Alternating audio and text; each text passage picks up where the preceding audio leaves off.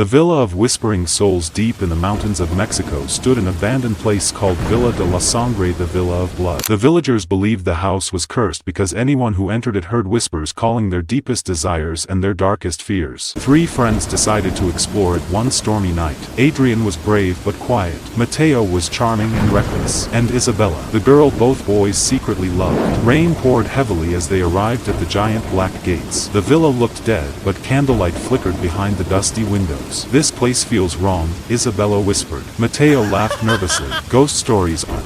But Adrian noticed something strange. The villa door was already open. Inside, the walls were covered in old paintings of couples crying tears of blood. The deeper they walked, the colder the air became. Then suddenly whispering voices echoed through the halls. "Tell her you love her. Only one of you deserves her." Isabella froze. "Did you hear that?" The lights suddenly died. In the darkness, Adrian grabbed Isabella's hand to protect her, but Mateo's face twisted with jealousy. The villa was feeding on their emotions. Soon they found an old mirror in the basement. Written across it in Spanish were the words, "One soul must suffer for love to survive." Suddenly the mirror showed terrifying visions. Mateo saw Adrian and Isabella together. Adrian saw Isabella dying in his arms. And Isabella saw both boys hanging from the ceiling. The villa knew their fears. Then the doors slammed shut. A horrifying creature crawled from the shadows, a woman with broken bones and hollow eyes stitched shut. Her mouth opened unnaturally wide as she screamed. Isabella collapsed crying. The monster rushed toward her, but Adrian stepped in front of her. The creature's claws pierced his chest. "Run!"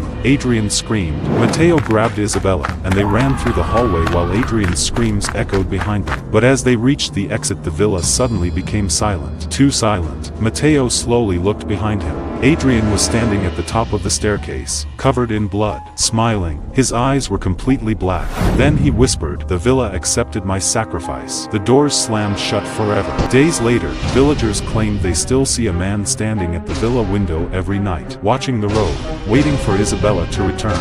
And sometimes, during storms, two voices can be heard inside the villa, one crying, and one laughing.